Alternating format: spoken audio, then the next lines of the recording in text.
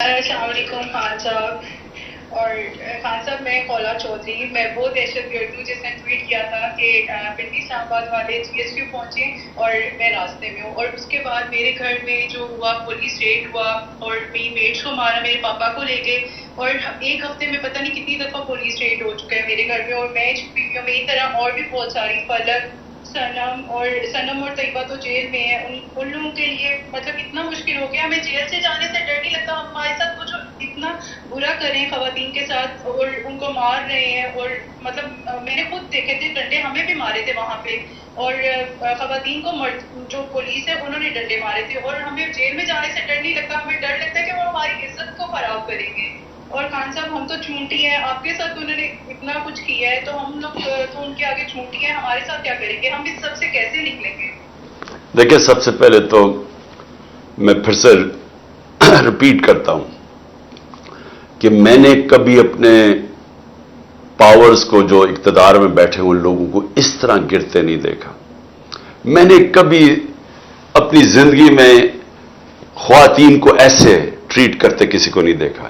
Protest کر رہی ہیں عورتیں، وہ پرامن پروٹیسٹ کر رہی ہیں، جس طرح انہوں نے بالوں سے پکڑ کے ان کو گاڑیوں میں ڈالا، جو دھکے مارا، جو کیا، یعنی مجھے ابھی تک سمجھ نہیں ہے کہ یہ کیا مائنڈ سیٹ آ گیا ہے، یہ کوئی عجیب سا ذہن آ گیا پاکستان میں کہ اس نے فیصلہ کیا کہ ڈنڈے کے زور سے اس نے سارے ملک کو بھیڑ بکریوں کی طرح سیدھا کر دینا۔ یعنی جو میں کہانیاں سن رہا ہوں عورتوں کو، جو بھی آپ نے بات کی، تو میں صرف آپ کو یہ کہنا چاہتا ہوں کہ یہ بہت ہمارے لیے مشکل، عورتوں کے لیے خاص طور پہ، کہ جو عورتوں نے سفر کر رہی ہیں اس وقت، میرے لیے سب سے تکلیف دہ ہے کہ ان کے اوپر وہ، یعنی پہلی دفعہ عورتیں نے اتنی تعداد میں پالیٹکس میں شرکت کی ہے، پہلی دفعہ ہماری خواتین نے اس حصہ بنی ہے اس موومنٹ کا کہ اپنے آپ کو آزاد، حقیقی آزادی، پھر میں کوالیفائی کر دوں، حقیقی آزادی کا مطلب ہوتا ہے انصاف، اس کا مطلب ہوتا ہے کہ جب آپ کے فنڈامنٹل رائٹس کی حفاظت کرتا ہے ایک ملک کا نظام، اس کا مطلب یہ ہوتا ہے کہ کمزور کو طاقتور سے تحفظ دیا جاتا ہے، وہ لوگ پھر آزاد ہو جاتے ہیں، وہ پھر ان کی پرواز اوپر ہوتی ہے۔ کوئی ملک آج تک ترقی نہیں کر سکتا جس کے اندر رول آف لا نہیں ہوتا۔ تو سب کے لیے ایک چیز سن لیں، رول آف لا انڈیکس میں 140 ملکوں میں پاکستان کا نمبر 129 ہے، 140 میں سے 129 ہے ہم کیسے اوپر جا سکتے ہیں؟ ہم کیسے پروگریس کر سکتے ہیں؟ انویسٹمنٹ کیسے آ سکتی ہے؟ خوشحالی ملک میں کیسے آ سکتی ہے؟ جبکہ آپ کے ملک میں، ہمارے ملک میں جب قانون کی حکمرانی نہیں ہے، جب طاقت کی حکمرانی ہے، طاقتور قانون سے اوپر چلا جائے، چوری کرے تو این آر او لے جائے، کمزور بیچارے اس کے بنیادی حقوق نہ ہو، جس طرح عورتوں کا، آپ کا فنڈامنٹل رائٹ ہے دا رائٹ ٹو پروٹیسٹ، آپ ایک پرامن مظاہرہ، چاہے وہ جی ایچ کیو کے سامنے ہو، چاہے جدھر مرضی ہو، کنٹونمنٹ میں ہو، یہ آپ کا آئین آپ کو حق دیتا ہے، اس میں کوئی جرم نہیں ہے۔ جرم ہے کہ آپ کسی کے گھر میں جا کے جو کور کمانڈر کا گھر جلانا ہے، وہ جرم ہے۔ جرم ہے آپ جلاؤ گھراؤ کریں، وہ جرم ہے۔ جو ریڈیو پاکستان جلا دیا پشاور میں جنہوں نے بھی جلایا، یہ جرم ہے، لیکن پرامن احتجاج جرم نہیں ہے۔ تو انہوں نے بدقسمتی سے فائدہ اٹھاتے ہوئے یہ جو آرسن ہوئی ہے، میں پھر سے ریپیٹ کرتا ہوں، یہ بالکل، اب میں تاریخ کا اسٹوڈنٹ ہوں، جرمنی میں 1933 میں ہٹلر نے جو پارلیمنٹ کو آگ لگی تھی، اس کو استعمال کرتے ہوئے اس نے ساری اپوزیشن جو کمیونسٹ تھی اس کو ختم کر دیا۔ یہ بالکل وہی ہو رہا ہے ہمارے ساتھ، پرامن عورتوں کو پکڑ کے جیلوں میں ڈال رہے ہیں۔ کون سی، اچھا مجھے بتائیں، جب عورتیں آپ کے ساتھ نکلی ہوئی ہیں احتجاج پہ، تو وہ انتشار تو ہو ہی نہیں سکتا، عورتوں کے ساتھ بھی کوئی انتشار کرتا ہے۔ آپ نے دیکھا پاکستان میں جو انتشار کرنے والے لوگ ہیں، جو ان کی شکلیں دیکھیں، ان کی ٹریننگ دیکھیں، وہ اور لوگ ہوتے ہیں۔ ہماری تو، اچھا پھر جس پارٹی نے الیکشن لڑنا ہے وہ انتشار کیوں چاہے گی؟ ہم واحد پارٹی ہے جو کہہ رہے ہیں الیکشن لڑو، باقی سب بھاگ رہے ہیں۔ سو اینیوے، میں نے کہنا تھا کہ یہ مشکل وقت ہے، آپ کو تھوڑا صبر کرنا پڑے گا۔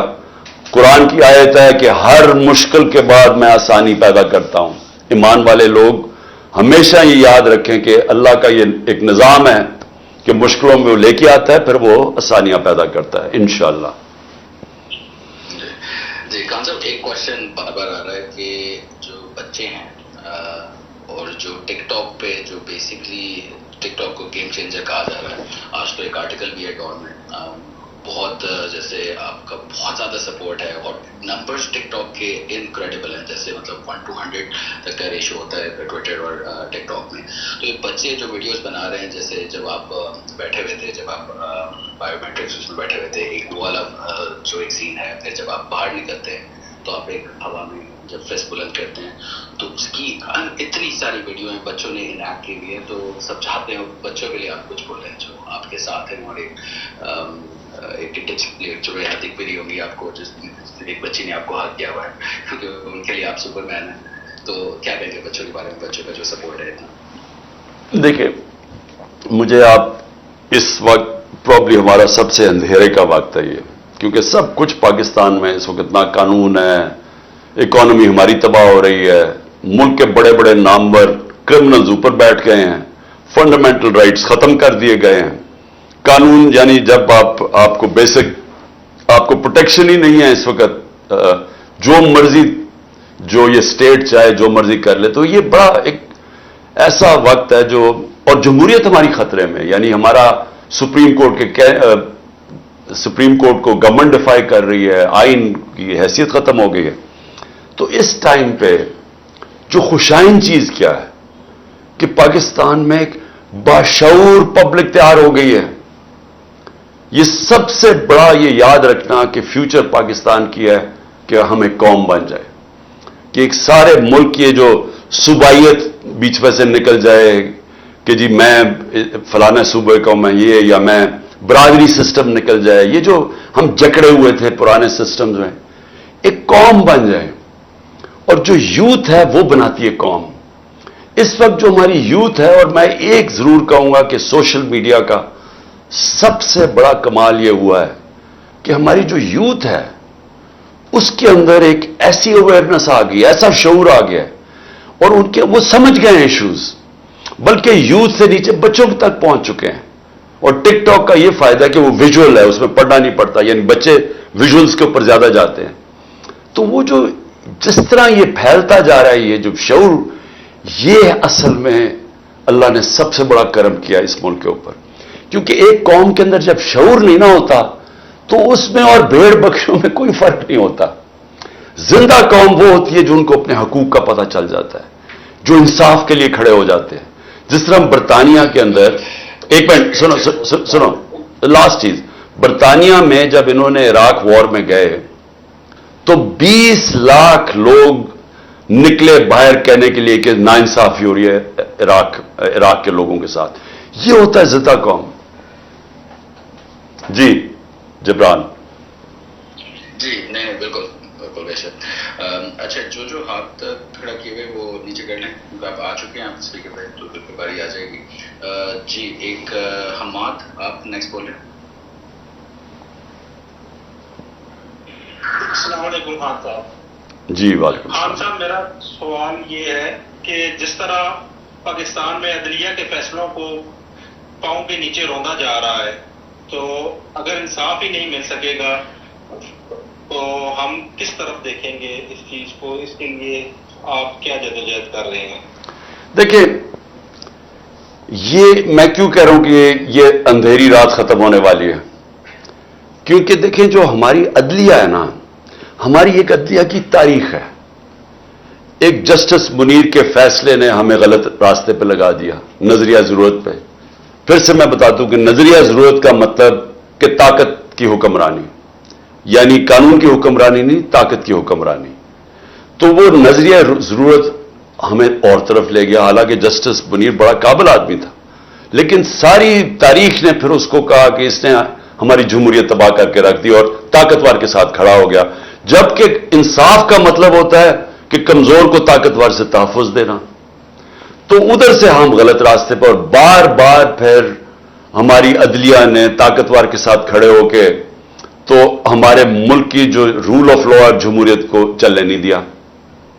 لیکن ہوا کیا کہ 2007 کے اندر ایک لائرز موومنٹ شروع ہوئی جس میں میں بھی جیل میں گیا. وہ کیا تھی؟